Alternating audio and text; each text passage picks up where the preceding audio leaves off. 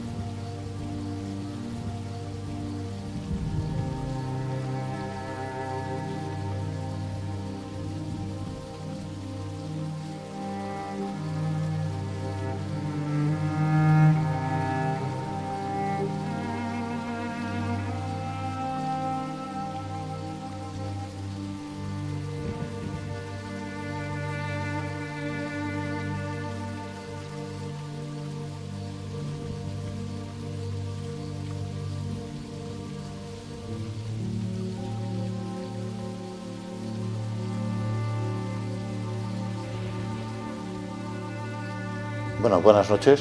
Sí, buenas noches.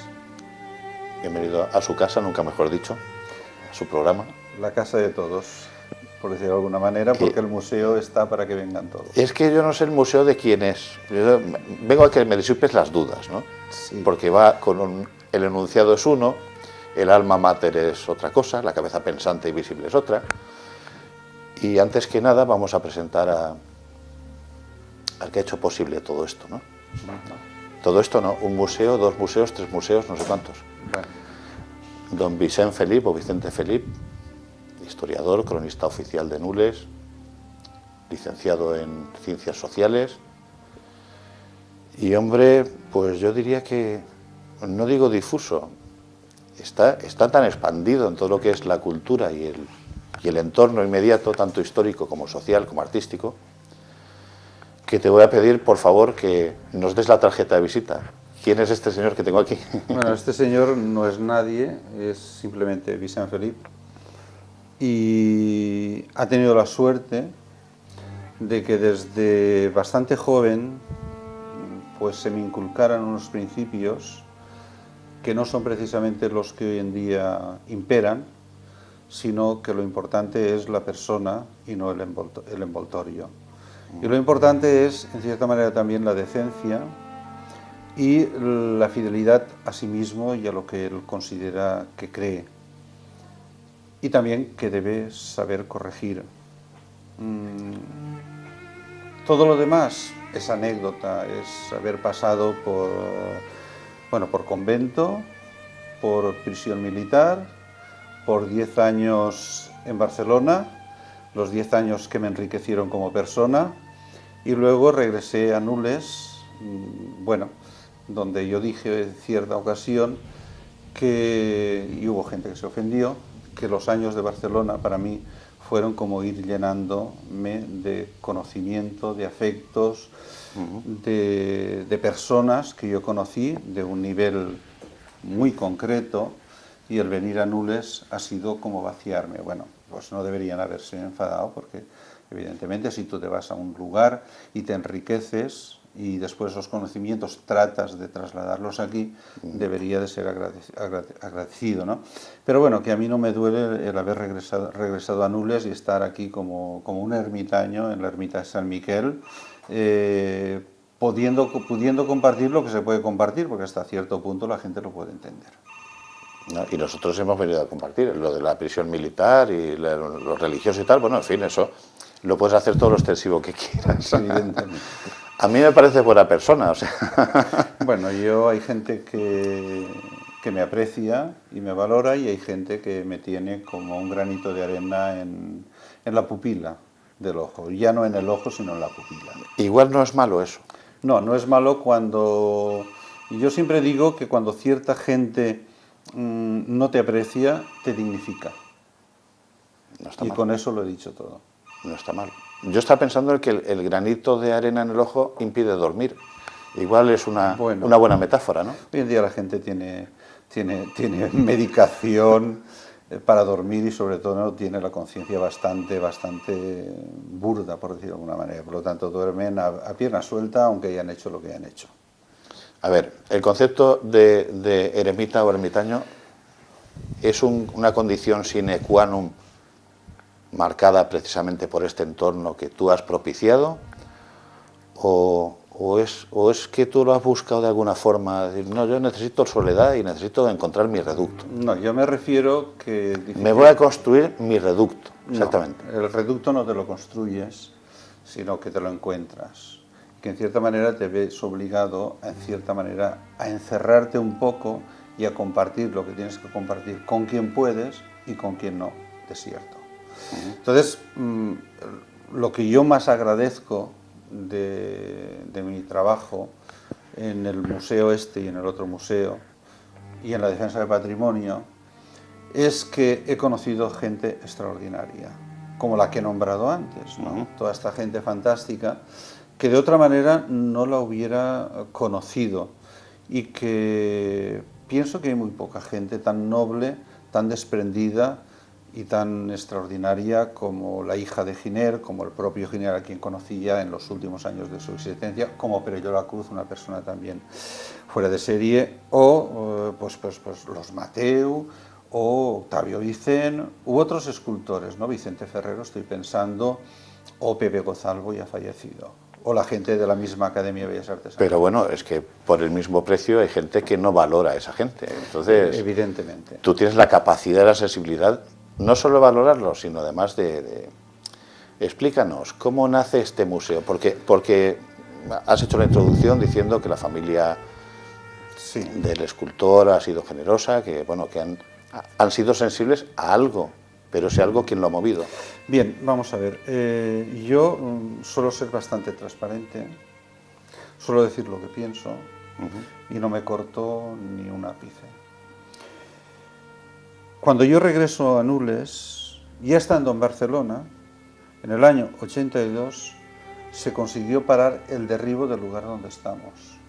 por medio de un inspector de patrimonio en aquel momento del Ministerio de Cultura llamado Cervantes Broca, al cual pues manifiesto mi gratitud. Yo también. Cuando llegamos a Nules me encuentro con que hay una iglesia en ruinas, la Iglesia de la Sangre, el único ejemplar de iglesia de planta de Reconquista que existe en la zona. Las otras han sido todas derribadas, la de Castellón, la de Burriana, la de Villarreal, de las construidas después de 30, evidentemente, y que era propiedad municipal. Y al alcalde de la época pues estuvimos hablando, ya desde antes ya se había hablado con otra gente, ¿no? desde allá mismo, que bueno, que por qué no se rehabilitaba y se recuperaba ese edificio tan extraordinario y se le daba una utilidad, y la utilidad era Museo de Historia de Nules. Además, y perdona que te haga un inciso, esto es curioso porque viendo la planta y la arquitectura de esta pequeña iglesia, es un cimborrio. Sí, es como una capilla central. Es como si hubiéramos quitado de Santa María de Fiore la parte superior, el cimborrio y la cúpula, y lo hemos puesto en el suelo. O como el Partenón, el Panteón, de Agripa, me parece que es, ¿no? De Roma, ¿no? Sí. Sí, lo otro es la Iglesia de la Sangre, está al lado de la capilla de la Virgen de la Soledad, y aquello se aceptó. Y la respuesta del pueblo a entregar material de etnología, es decir, útiles de labranza, útiles del trabajo doméstico, fue total.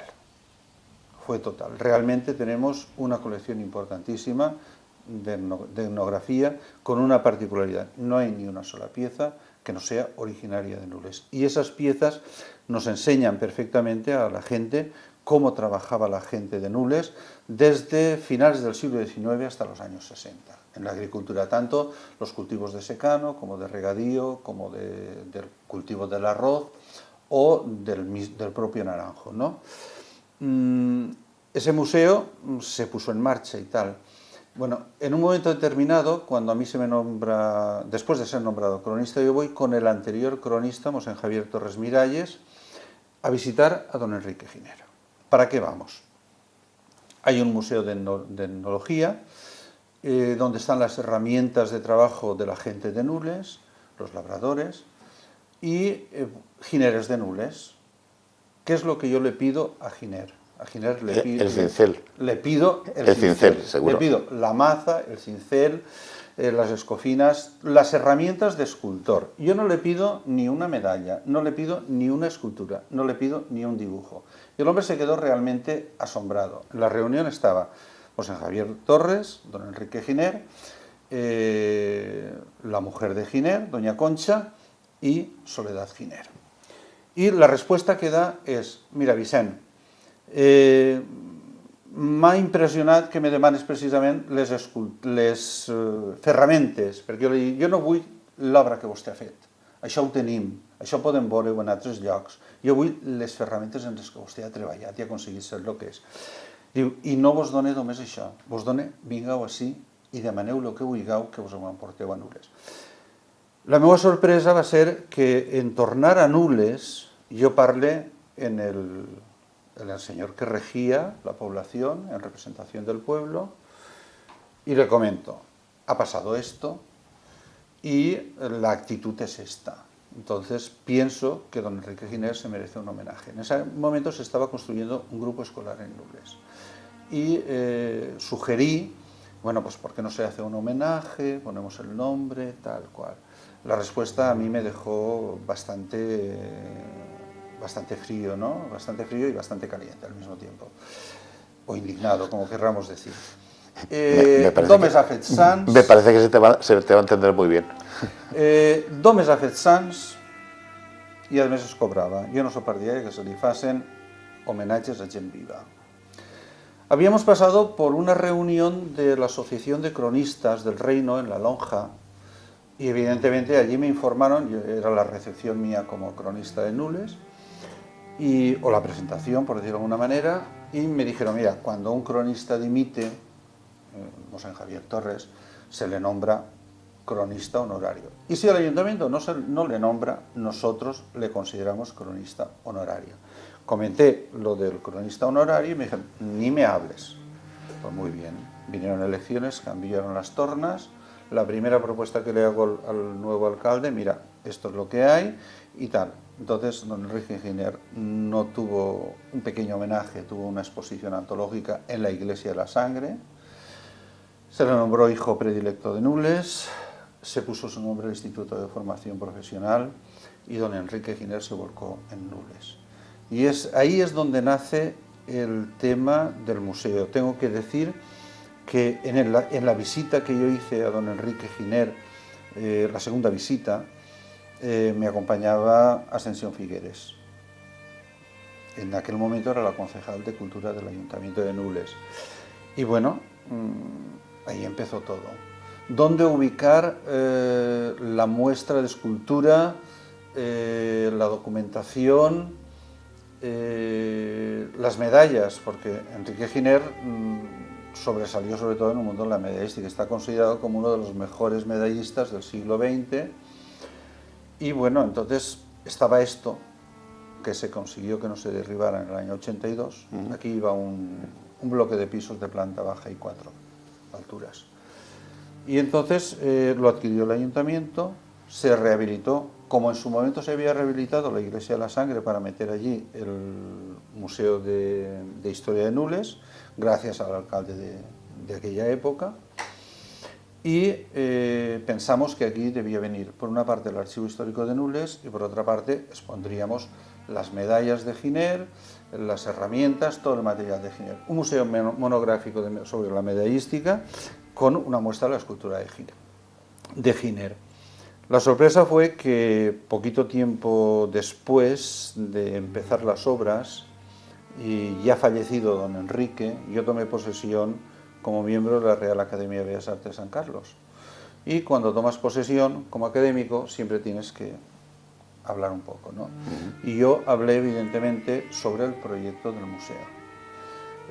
Mi sorpresa fue que cuando terminó el acto, Esteve Edo, Pepe Gozalvo y otros escultores que habían sido alumnos de Giner primero y luego compañeros de don Enrique Giner, me dijeron que ellos querían que su obra estuviera representada en el museo de don Enrique. Y es por esa razón que tenemos pues lo que tenemos hoy en Nules, como os había dicho antes, que no es una cosa porque sí, sino gracias a la magnanimidad de don Enrique Giner, de doña Concha y de Soledad Giner, pero también a la magnanimidad de sus alumnos y compañeros, porque ellos han dado la obra al pueblo de Nules. El legado es al pueblo de Nules. Y así consta en el documento del legado. Y tenéis una colección envidiable. Sí. Pero envidiable. O sea, obra de primera magnitud. No son estudios, ni ensayos, ni bocetos, no, es obra de firma auténtica, de primera, lo que he dicho, de primera magnitud de cada artista, que han puesto lo mejor de lo mejor, y la Diputación también. La Diputación de Castellón, exactamente. En aquel momento, don Carlos Fabra, para mí es don Carlos Fabra, se le solicitaron unas esculturas y se pidieron lo que considerábamos que era representativo, ¿no? Y era el Séneca de Viciano, el fauno de Azuara, relieve. Este Séneca que estamos comentando antes, que estaba el primer proyecto en Escayola, estaba al pie de escalera en el antiguo Museo de Bellas Artes de Castellón. Y vosotros habéis tenido mucho más lucimiento porque lo tenéis en bronce, puede estar en el exterior y además es espectacular. Sí, es espectacular y quizás se salvó gracias a la actitud de la Diputación de querer pasarlo bronce, porque la Diputación tampoco lo tenía pasado bronce, lo mismo que el fauno de Azuara. Cuando se llevó a capa para fundir, la Diputación pagó la fundición de las piezas que se fundieron para la Diputación, las que se fundieron para Nules. O sea que hasta ahí llegó la magnanimidad en ese momento de quien fuere, ¿no? Entonces, seguro que había dinero entonces. Había dinero, sí, había dinero, pero había voluntad también. ¿De qué año hablamos, más o menos? Me parece que debió de ser el año 97, por el 96, 97, no recuerdo. Yo lo que sí que recuerdo es que Eugenio Díaz Manteca, director del museo en aquella època, hoy en dia és Ferran Olucha, me dice: Vicent, has tingut bon ull? Dic, sí, ha tingut bon ull, m'han dut la millor peça d'Atsuhara y una de las mejores peces del museo, claro.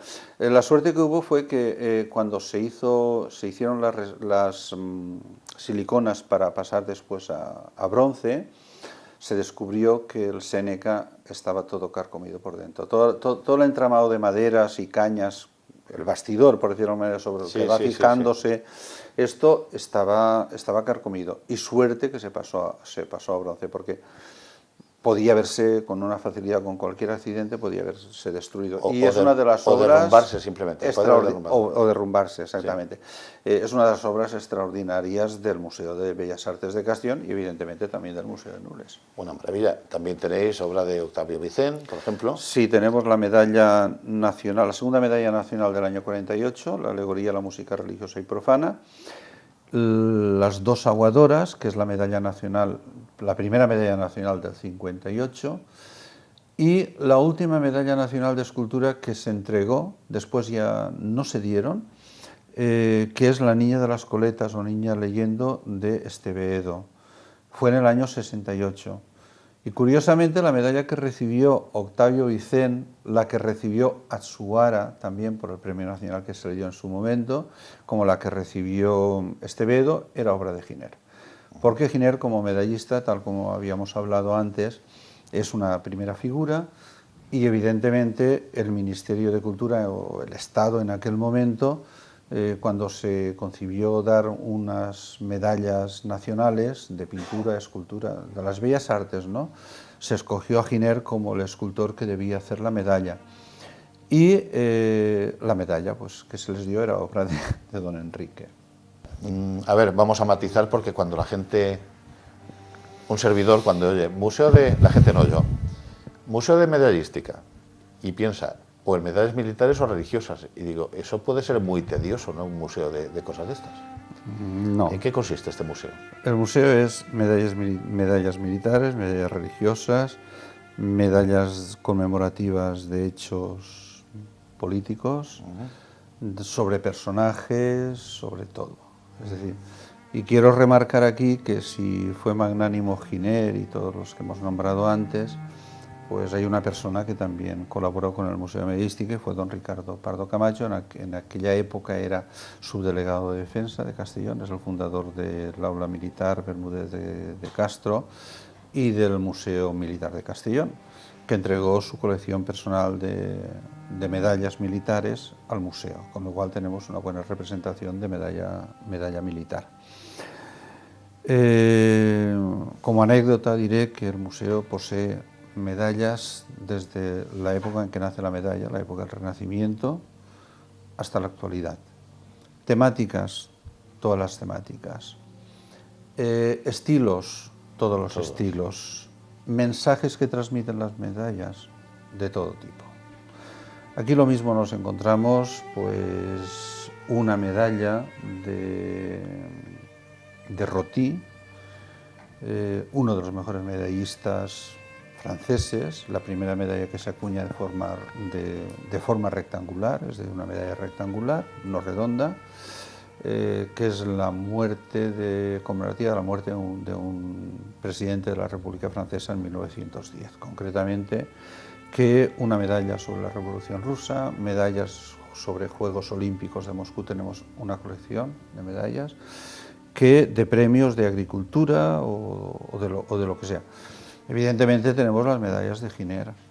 Las medallas de Giner, que hay como 300 modelos entre positivos y negativos, que son las medallas que hizo don Enrique a lo largo de su vida. Y después acuñadas pues, una buena representación de la medallística de Giner.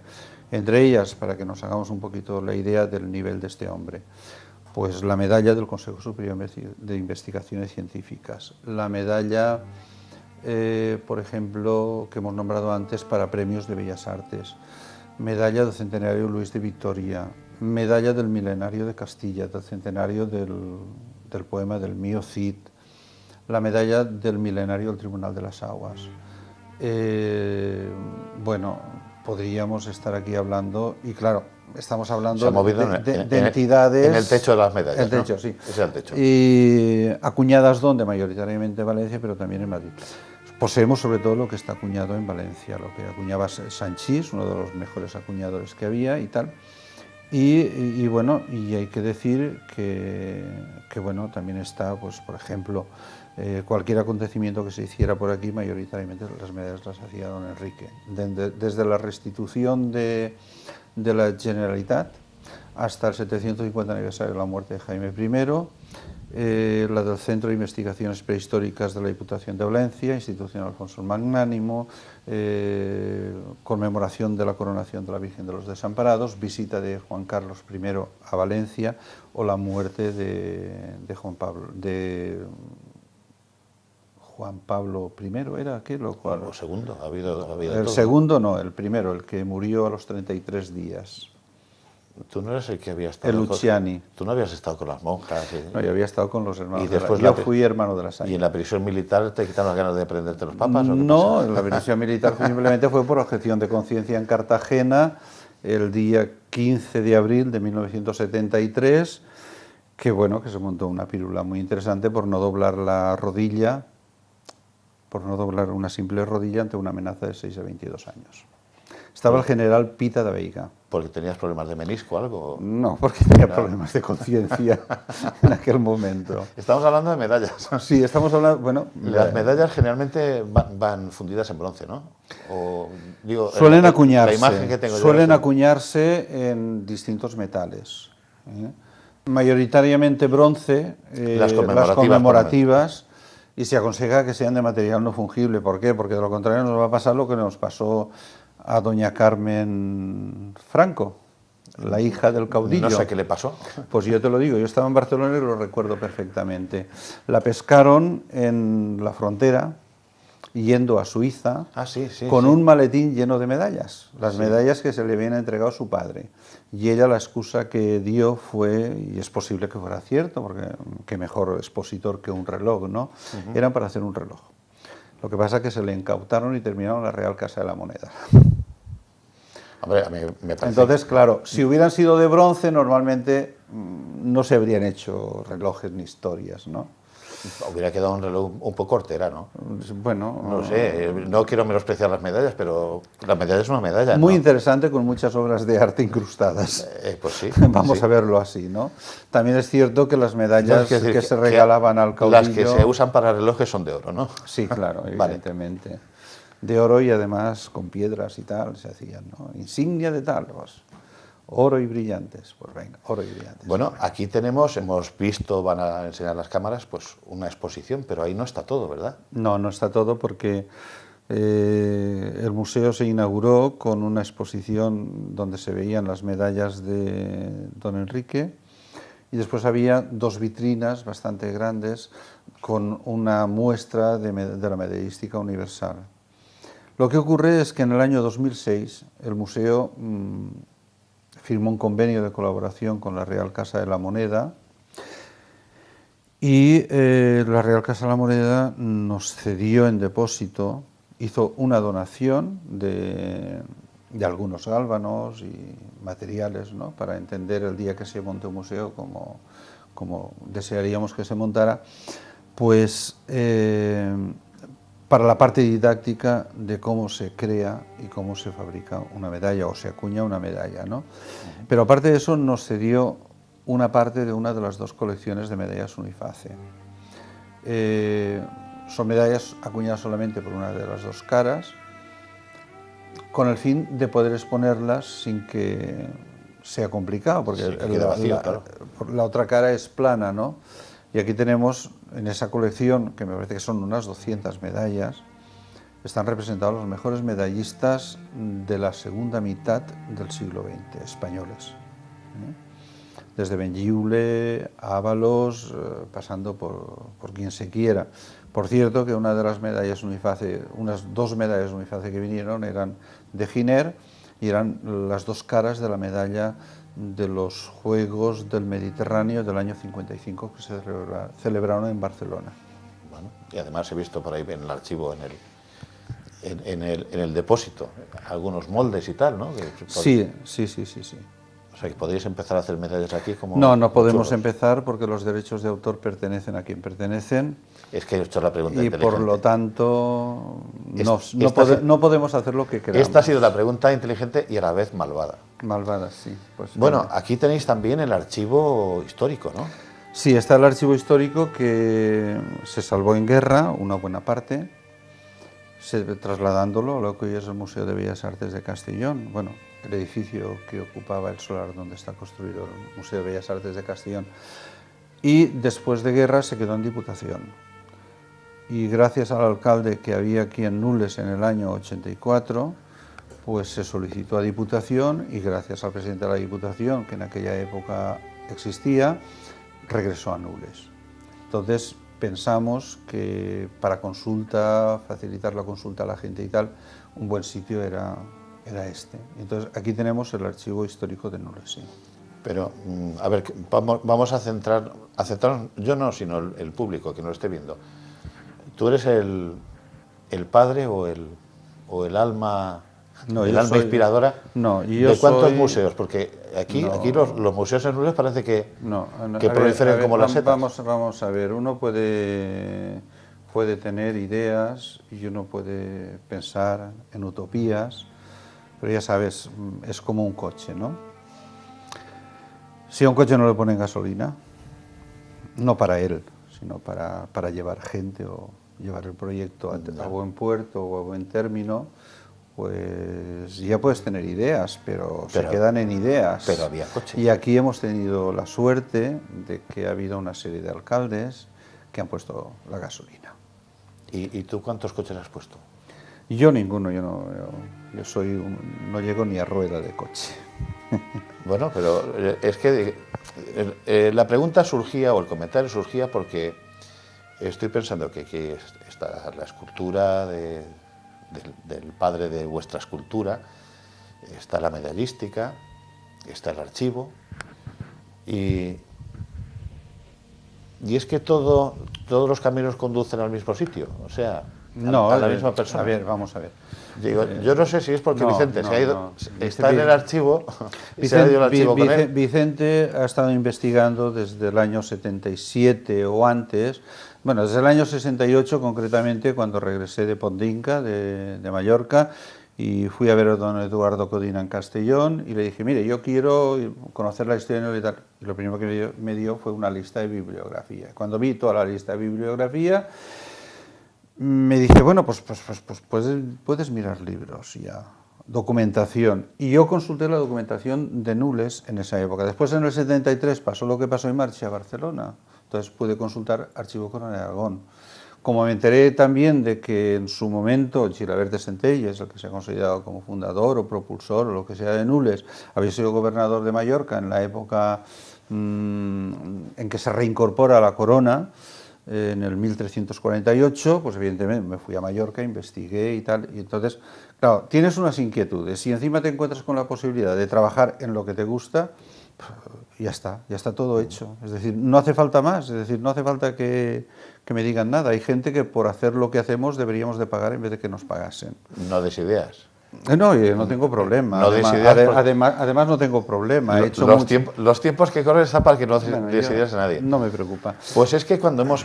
perdona. Sí, no, que te digo, entonces cuando hablamos de esto, bueno, primero fue la idea del Museo de Historia y el ayuntamiento que había en aquel momento lo vio oportuno, se pudo llevar a término gracias a subvención de Diputación y a fondos de ayuntamiento, este también, y hay otro proyecto que se ha quedado en el cajón. Pues yo no sé por qué, porque a veces la gente acostumbramos a mirar a 4 pasos nuestros, es decir, no miramos más adelante.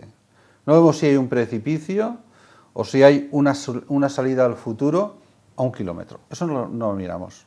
Queremos la inmediatez de los resultados. ¿No? ¿Estás diciendo la gente o el que tiene poder ejecutivo, el político? No, yo estoy diciendo la gente porque a fin de cuentas el político lo vota la gente, ¿no? Entonces, pues si la gente vota lo que vota, pues con eso nos encontramos, ¿no? Quiero decir, funcionamos a muy corto plazo, entonces. Sí, yo pienso que la gente no están mirando con unos horizontes lejanos de futuro que realmente interesarían para conseguir el bienestar de la gente, la promoción de la cultura y de todas las cosas, ¿no? Es decir, y hay un ejemplo que yo lo tengo muy claro, y es Mascarell. Mascarell podía ser la joya de la corona.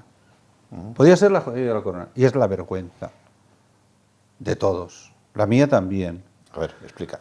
Muy simple. Cuando lo que se busca es complacer a la gente de forma inmediata, a lo mejor a la gente le estás haciendo un flaco favor. Mascarell, en su momento, es el único recinto amurallado, completamente amurallado, de esta zona. Es una población humilde, pequeñita.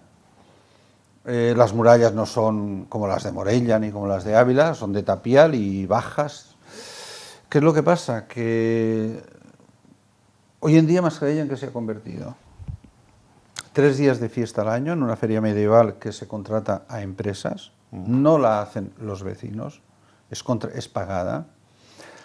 Y evidentemente ahora sí que se ha hecho algo que ha valido la pena, que ha sido la reconstrucción de un sector de muralla que se ha reconstruido gracias al proyecto de Paco Taberner y se ha reconstruido con la técnica del tapial, como Dios manda, no como aquella reconstrucción que se hizo en el año 79-82 con ladrillo, que ha saltado el enlucido y ahora ves una muralla de ladrillo de panellot, que decimos, vista, ¿no? Ladrillo hueco.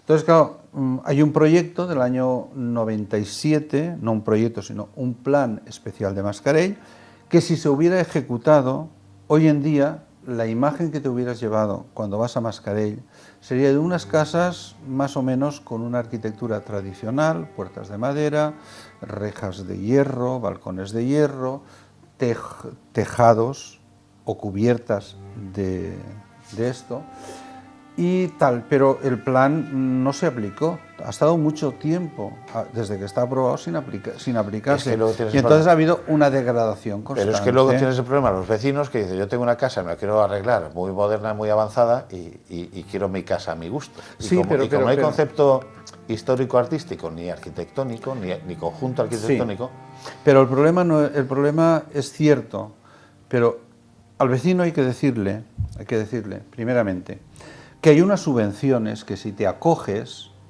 te va a salir muy barato. Pero es que a lo mejor no hay subvenciones. Había subvenciones. Antes que para Morella, y lo sé por Arturo Zaragoza, que es un alma mater en el tema de Mascarell. Entonces, que vienen elecciones, queremos hacer un jardín, metemos el jardín donde va a tapar las murallas. Ahora no se ven las murallas en la parte de montaña, ¿no? Es decir, y evidentemente el vecino dentro de su casa puede hacer lo que quiera. Y fuera, si actúa de acuerdo, hubo una época al principio, cuando se hizo el plan especial, había subvenciones de hasta el 60% para renovación de fachadas y cubiertas. Y dentro de la casa el vecino podía ponerse, calefacción, tirar tabiques, hacer lo que le diera la gana prácticamente. Pero simplemente que la visión, la imagen fuera la adecuada. Aquí miramos, ya digo, así, de cara a muy poquito tiempo. Entonces, claro, ¿qué ocurre con Mascarell? No hay un sitio, no puedes comprar postales de Mascarell, ni souvenirs. Hay un bar, un pequeño bar a la entrada, nada más. Y la gente viene a ver a Mascarell y ¿qué? Pues eso. Menos mal que con la feria medieval, como se mete tanto garito y tanta paraeta y tanta historia, evidentemente el urbanismo de Mascarell no se ve, pero es que sí se ve. Nos encontramos con lo que me pasó a mí el sábado pasado, que vino aquí un autobús de gente de centros culturales de Madrid. Vinieron el viernes por la noche a Segorbe, durmieron en Segorbe, visitaron Segorbe y el sábado vinieron a comer a Valldussó, a ver las cuevas, y a las 6 hicimos una visita guiada a Mascarell. Bueno, el tiempo era horroroso porque hacía muchísimo viento y además mucho frío, pero dijeron, bueno, ¿y esto? ¿A qué hemos venido? Esto... Y a mí sentí vergüenza ajena. Y no es una anécdota, es una realidad. es una realidad. Bueno, como Entonces, tanto. claro, si el lugar es un lugar, por ejemplo, como Mirambel, como Aín, como Montblanc, atrae turismo, y el turismo es un recurso. ¿Tú te imaginas que hubiera en el centro de Yanquilandia, en Estados Unidos, un Mascarell? ¿Cómo estaría? Que hubiera un Montblanc o que hubiera un Urdueña, No, por ejemplo, o Mascarell. He puesto sí. tu ejemplo, Mascarell. No, solamente con que estuviera a 150 kilómetros más al norte, como el caso de Montblanc. Montblanc lo conocí yo el año 75 o 76, fui el día en que se fusiló a los últimos terroristas de la época del franquismo. Eso fue el 5 de octubre del 75. No, el 26 o 27 de septiembre ¿Me estás hablando del 75. del proceso de Burgos? Estoy hablando de Chiqui y toda esta gente No que lo se habían escapado del penal. Unos los ajusticiaron en el Coloso de Madrid, otro al Chiqui lo ajusticiaron en Sardañola y tal. Los últimos, no, los todo últimos. no. Y yo fui con Iago Pericot, en aquel momento director del Instituto de Teatro de Barcelona, porque queríamos huir de Barcelona. Y vi Montblanc, la primera vez que vi Montblanc. Allí las casas estaban adosadas a la muralla, por dentro y por fuera. Yo suelo ir a retirarme a veces al monasterio de Poblet, allí con los monjes. Hombre, te alabo el gusto. Desmontas toda la paraeta de televisión, de prensa, toda la porquería que hay por ahí, te vas allí y bueno, y te montas tu historia. Y pues suelo pasar por Montblanc. Pues una de las veces que pasé por Montblanc estaban celebrando las fiestas medievales de Montblanc. Allí no se contratan empresas. Allí las fiestas las monta el pueblo. Se hacen representaciones teatrales, montan los chiringuitos, montan todo. Pero la sorpresa es que del 75 a, por ejemplo, hace 2 años, que fue la última vez que fui, pues casas adosadas a la muralla por el exterior no hay ni una ni media, las han derribado todas. Y por el interior bastantes. Entonces, claro, Montblanc, aparte de que tiene una zona industrial importante, pues vive del turismo bastante, pero bastante gente que va allí, porque se lo han montado muy bien. Hay una tira de restaurantes de calidad y de no calidad. Hay sitios donde puedes dormir. Y la gente que va, pues se va a ver Santa María de Poblet, se va a ver Santes Creus, toda aquella zona, y pasan por Montblanc. Pues vamos a comer a Montblanc. Y la gente vive del rollete de allí. Después puedes comprar aceite, puedes comprar lo que quieras. Productos que a lo mejor los traen de Andalucía, pero bueno, Oye, se lo han montado bien. Vamos a focalizar un poco. ¿Y el museo a cuánta gente atrae? Bueno, el museo atrae gente, pero no una gran cantidad de gente, pero ha atraído gente importante. En Nules se celebró el 14 Congreso Nacional de Numismática. Pues un detalle, ¿no? Todo un detalle. Que además fue el primer congreso en que la temática más importante era la medallística. Y vino para una de las ponencias el director del Victorian Albert de Londres, uno de los especialistas en medallística más importantes. Aquí ha venido, pues, bueno, me parece que era el rector de la Universidad de Santiago de Chile, gente de Rusia también, de la Universidad de Rusia, a estudiar la medallística, a ver la medallística de Giner, que tiene una estética un poco de realismo social, que era el arte que utilizaban tanto los soviéticos como los nazis, como los fascistas, como los italianos o como tal. Claro. Entonces, pues bueno, pues ha venido gente de peso, de calidad, y evidentemente de escuelas niños, amas de casa, gente mayor, estudiosos del arte de la medalla y tal. Pero últimamente... Televisión Almasora. Vamos viniendo poco a poco. Canal Nou, bueno, sí. Lo que ocurre es que el museo evidentemente necesita algo que en este momento es imposible y es una ampliación para poder exponer las colecciones como Dios manda. Bueno, ¿el proyecto está? Hay un proyecto primero, hecho en el año, me parece que fue 2006, y después hay un avance de proyecto hecho en la actual legislatura.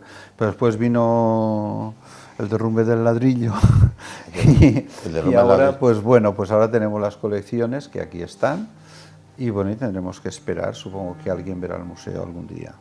¿La parte crematística del museo depende del ayuntamiento?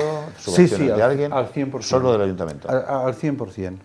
El ayuntamiento paga el salario y paga el mantenimiento del edificio, evidentemente. Que ¿La visita es gratuita? Es gratuita, evidentemente. Bueno, a nosotros no nos habéis cobrado nada, o sea No, que nada. estoy contentísimo. No, pero aparte de eso es que yo pienso que la cultura, si la haces pagar, ¿qué futuro estás esperando? Pues ¿no? no sé qué decirte. Es decir, la cultura yo pienso que en un momento determinado se podrá, pero pienso que es una inversión muy fuerte todo lo que sea en cultura. Y todo lo que sea en formación. Pues mira, sí, investigación. porque no por nada, sino por experiencia, por conocimiento empírico, resulta que todo lo que sobrevive a las civilizaciones es cultura. Su cultura y su arte. Así es. ¿Cierto? Así es. Y las civilizaciones o los estados más importantes y que no tienen un pasado, o se lo inventan o lo compran. Ahí tienes a los americanos que saquearon media Europa, especialmente España, para en el Metropolitan Museum de New York tener the cloisters, o no sé cómo se llama, los claustros, donde puedes encontrarte claustros románicos, claustros góticos, lo que quieras. Y los japoneses están haciendo lo mismo. Y si no, vete al British Museum, bueno, verás. ese también. Verás qué alegría. Napoleón ya hizo de las suyas también en Egipto, los alemanes también, es decir, que... Pero bueno... Mira si Napoleón saqueó en Egipto... Lo que pasa es que... Que claro, cuando se instauró, cuando en París acabó la campaña de Egipto, nació el estilo imperio, que estaba inspirado en el mobiliario egipcio. Sí. Mira si hicieron imagen de eso, ¿no? Sí, pero yo lo que me refiero es que aquellos países que no tienen un pasado rico, como América, Estados Unidos me refiero, sí que saben apreciar la cultura y importarla, aunque le cueste lo que le cueste. Por eso te decía yo, de un mascarell en el centro de Estados Unidos, y sería, bueno, o sea, o en Disneylandia, ¿no? sí, como metiendo allí a la gente con indumentaria y Oye, tal. ¿a ti ya te han hecho tu medalla o te la harán? No, yo no... ¿No te gustaría tener tu medalla? No, yo no entro en ese juego. Bueno, siguiendo... lo que queda es el trabajo. No, pues es que el y trabajo, las publicaciones. Es que el trabajo, hemos cogido a este hombre, lo hemos interceptado con su ordenador, aquí registrando fotos de archivo, muchos archivos, más archivos, y bueno, no es que nos haya dado la sorpresa es que nos ha hecho hasta un regalo que vamos a compartir. Bueno, un regalo de verlo. Es un regalo. O sea, la televisión es imagen y lo que se pueda ver es un regalo. Sí, un regalo para todos los espectadores. Te lo voy a dar un poco por orden para que tú lo vayas explicando. Paco, por favor, nos enseñas un primer plano. Bueno, esto es lo que vamos a enseñar. Sí, es concretamente el mural que hizo Ramón Mateu, uno de los escultores de los que tenemos mucha obra, para la Casa de Valencia en la capital de Cuba. Entonces es un mural de unas dimensiones extraordinarias y de una ejecución más que magistral, ¿no? No, se ve. Mateu estuvo en Cuba bastante tiempo porque él fue premiado para hacer el monumento a los liberadores de Cuba. Lo pongo aquí para no mezclarte. Sí, pongámoslo acá porque después esto tiene que escanearse. Y estuvo bastante tiempo en Cuba después, ¿no?, de hacer el monumento a los héroes. Y bueno... A ver, ayúdame a enseñar esto. Esto es que el escultor Mateu, un valenciano desconocido para los valencianos prácticamente, se le conoce por 4 piezas que tiene... Bueno, voy a poner las fotos desordenadas porque es el proceso de presentación de una escultura. Y dinos quién es la... Bueno, la que posa modelo. Es la Fabiola, la reina Fabiola, que cuando se casó con Balduino, la madre de Fabiola, regaló un busto de Fabiola pues para el Palacio Real. Y es el proceso hecho en el palacio que tenían esta gente en Madrid, y está posando Fabiola de Mora y Aragón pues con Mateu. Voy enseñando fotos. Sí, ahí estaba modelando.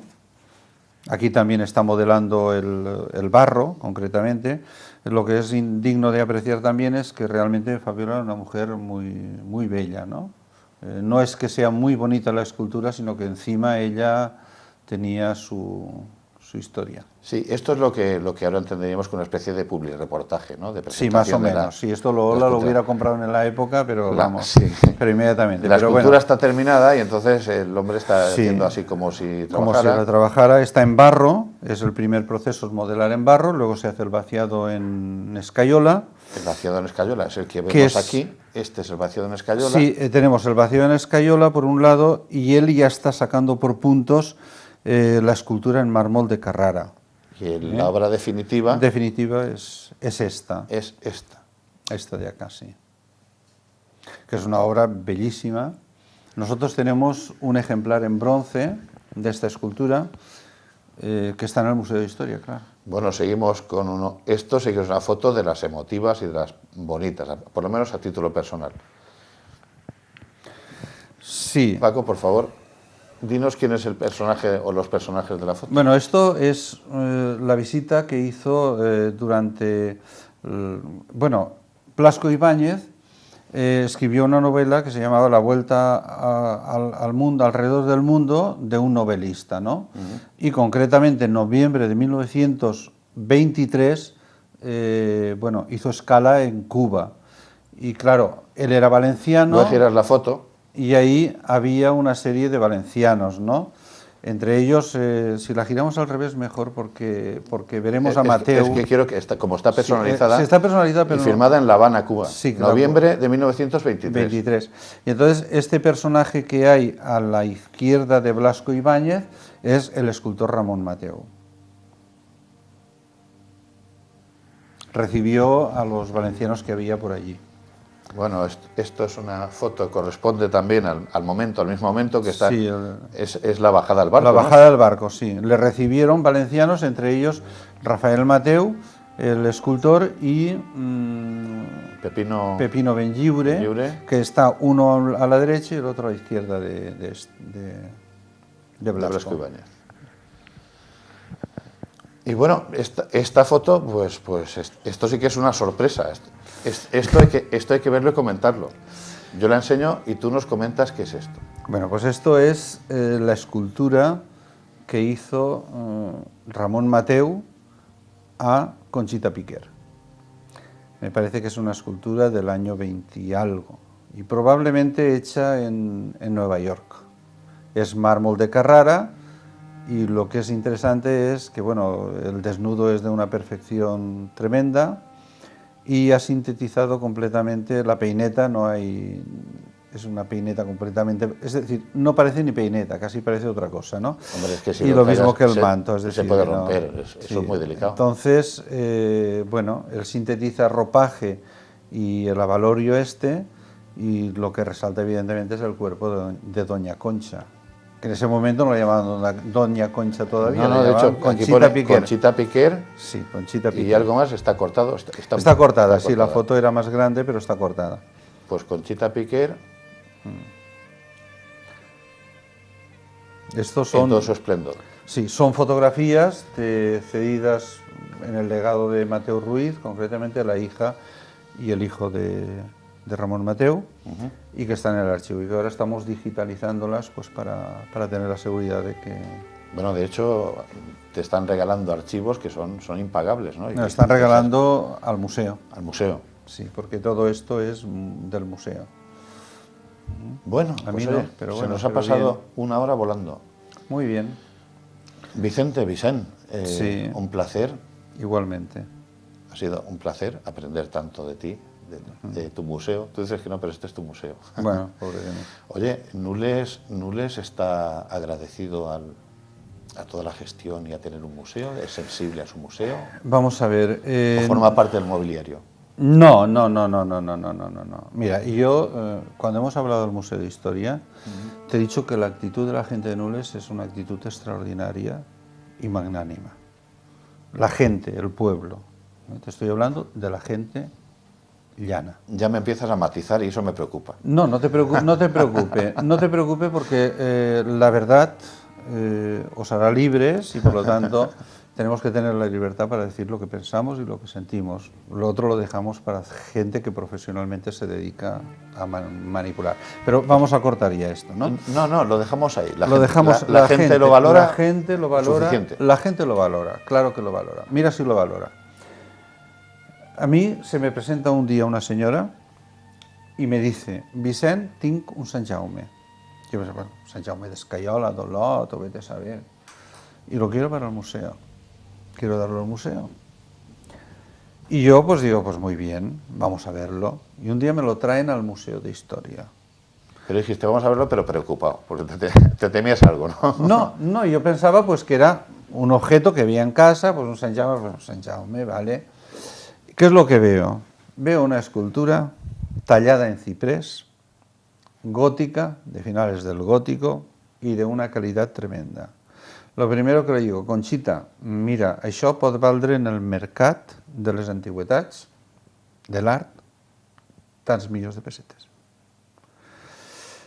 Pero, claro, al saber que es de Nules, yo sé que la pieza es de Nules, era del retablo de la iglesia mayor de Nules, no la que se destruyó en el 36, sino la que se quemó a mediados del siglo XVI, el valor es más grande. Dice, no, yo valga lo que valga, yo museo.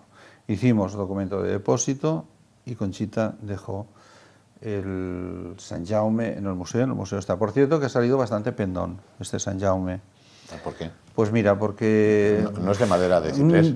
Es de madera de ciprés, pero ha viajado más que cualquier turista de la Jet Set. Ha estado en Gandía, ha estado en Valencia, ha estado en San Mateu, ha estado en Villarreal.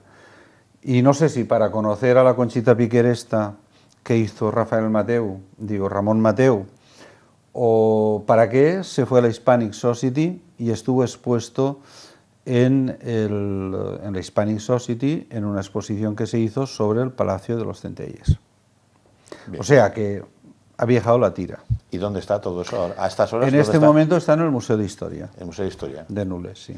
Que si tenemos ocasión y momento, ¿se podría visitar? Se podría visitar y podríais ver allí bastantes de las esculturas de las colecciones del Museo de Medieística, que evidentemente aquí no hay lugar para exponerlas en condiciones y evidentemente para que la gente las vea, pues evidentemente están allí.